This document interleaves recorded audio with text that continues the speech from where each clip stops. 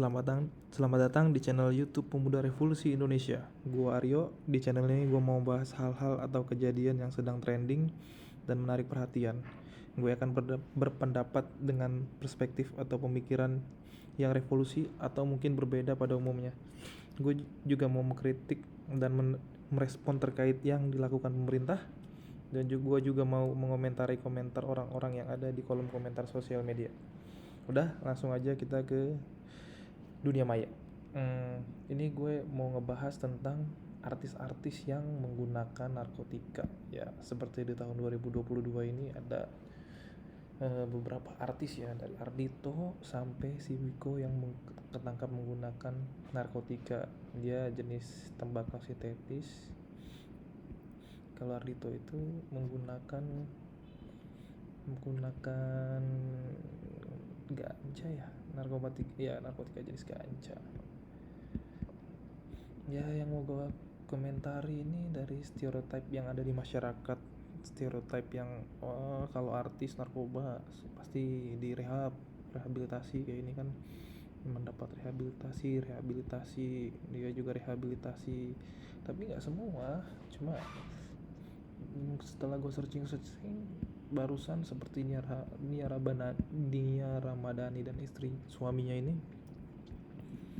dia ini divonis sama pengadilan negeri untuk pidana kurungan.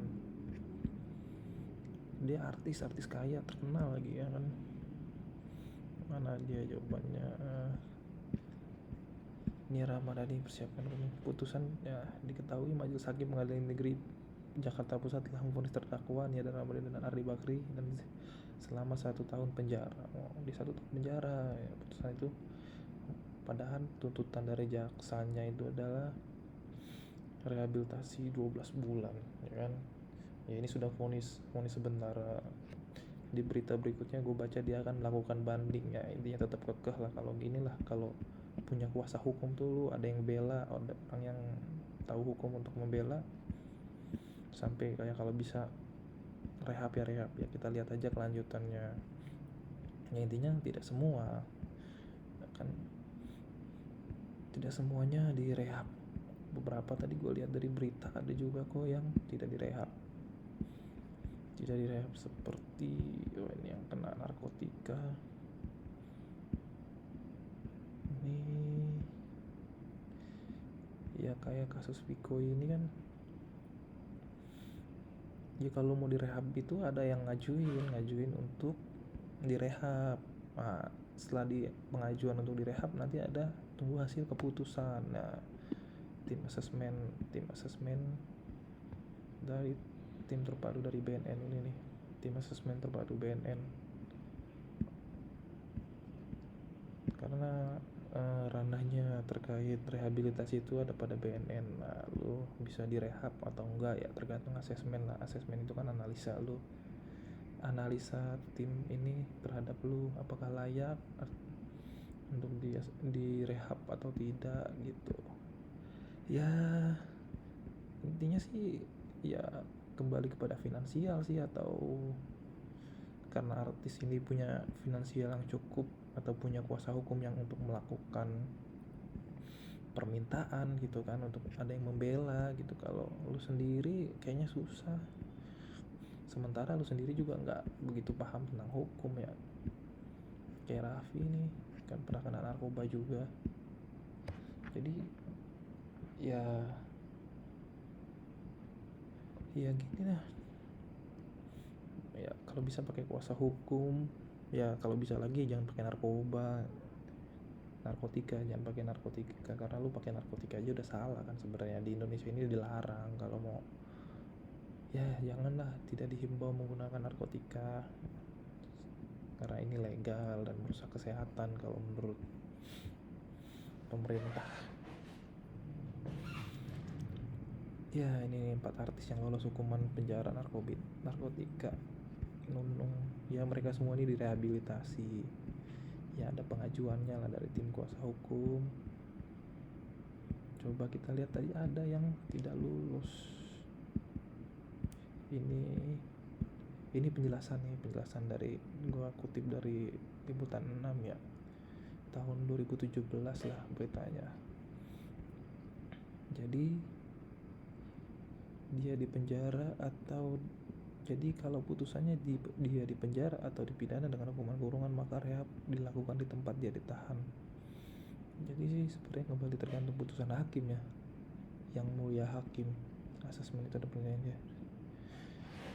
Ya jadi tergantung hakim bro, bukan masalah polisi lagi, tapi kan polisi yang tapi jadi pertimbangan. Walaupun kayak Nia Ramadhani ini di pengadilan negeri ya sudah ada hasilnya, sehingga menurut dia berbagai cara tidak benar tidak penjara, melainkan di tempat terjadi supaya jangan sampai penuh. Begitulah memvonis ya. Saya pikir BNN orang itu sebagai pemakai nggak usah diajukan sebagai tersangka seperti disampaikan Pak Habibie.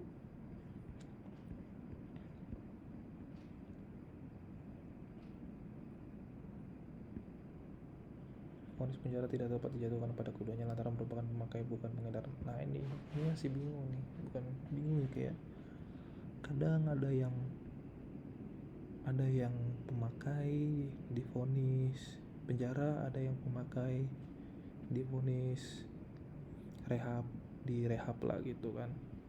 Sebenarnya sih ya kalau pengguna ya baiknya direhab lah, kalau penjara kan, karena kalau kata dosen gua waktu gua belajar itu, kalau pengguna narkotika ini pendekatannya mau apa gitu, mau sebagai orang sakit atau sebagai pelanggar hukum gitu ya.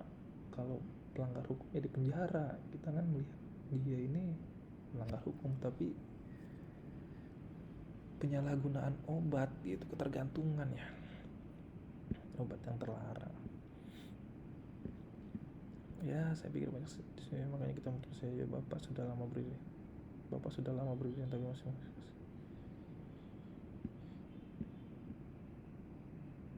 ini jadi ya banyak yang berpendapat ya, kasus-kasus kalau pengguna ini ya harusnya direhab aja gitu, ngapain di penjara kan, ini pendekatan dan kesehatan gitu ya, perlu diperbaiki.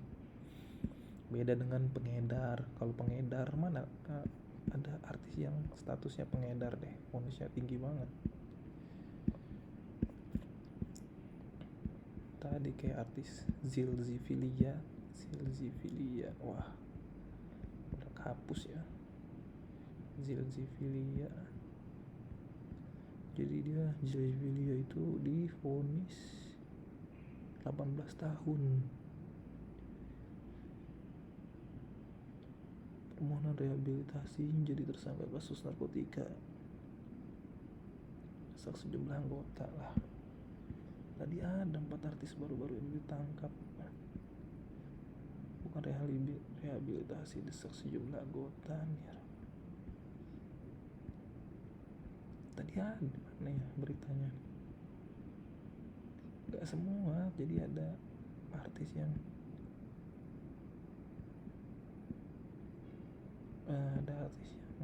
baru-baru ditangkap.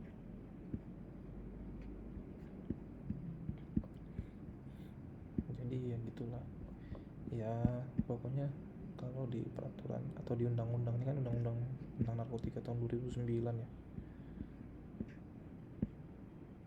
Ya narkotika itu yang dilarang, jangan digunakan ya. Kalau mau pakai narkotika ya jangan di sini gitu, di Belanda atau di Amerika yang dilegalkan gitu. Kalau di sini ya kamu di penjara. Kalau di Belanda ya boleh, tapi ada tempatnya dan jumlahnya, jangan berlebihan, secukupnya, sesuai resep. Kayak gitu kan, ada resep-resepnya, resep untuk alasan kesehatan, bukan asal-asal dipakai karena suka gitu ya. Kalau di Indonesia ya belum bisa ya. Gitulah untuk para pemuda, jauhi narkotika. Untuk di Indonesia, jauhi narkotika di Indonesia, karena kamu akan kemungkinan besar masuk penjara. Kemungkinan besar ya, bisa direhabilitasi tapi ya harus pakai kuasa hukum lah. Kalau nggak gitu ya susah juga. Tapi banyak yang bilang, kenapa orang-orang yang good looking aja nih yang dapat semangat dari ukti-ukti tadi gue lihat. Nih, tangkap dong bandarnya biar kami bangga. Iya sih, kenapa? Bandar tangkap, cuma kan ada selalu bandar baru. Bukti nggak ada yang bela Vika. Oh iya, dia kan gak good looking aja. Di Indonesia ini kenapa ya ada stereotype yang good looking selalu diberi semangat, yang gak good looking diserang habis-habisan. Ya gitulah, mari kita berpikir yang objektif gitu, jangan lihat subjeknya, lihat yang dilakukannya gitu. Yang dilakukan siapa aja ya kita harus melihat yang dilakukannya, bukan melihat siapa yang melakukan gitu. Kalau tidak good looking, seenggaknya good looking ya, dia nangis sekarang. Ada aja nih netizen nih, nggak bakal ada ukti yang belain kan gak good looking lah. Ini kalau kayak gini, coba kalau Ardito semangat ya Bang Ardito, yang penting sopan dan good looking. Rehab 6 bulan ya, ketangkap menyesal rehab, biasanya gitu nanti pesan. Info rekomend untuk produk yang bagus mengingat yang memang harus rehab pakai rehab padahal untuk mereka orang-orang berduit penjara, adalah untuk rakyat kiri seperti kita. Rehab ya nggak semuanya lah, semuanya untuk orang berduit. Ada juga yang orang-orang kurang mampu direhab juga. Good looking ya. Masa kayak gini kata gue enggak apa lagi, kalau ngomong mulutnya miring-miring. Menyesal telah menggunakan. Kalau ketangkap mungkin masih make good looking, aman, masih muda dan masih sangat sopan. Ini sarkas sih beberapa nih karena ada kasus sebelumnya. Ya oke, sekian dari video ini. Silakan like kalau suka, dislike kalau nggak suka, bebas aja. Kalau ada yang mau kritik silakan di kolom komentar, karena gue terbuka untuk kritik dan saran. Ini pendapat gue, boleh setuju boleh enggak. Mari kita saling belajar. Sampai jumpa di video selanjutnya. Terima kasih.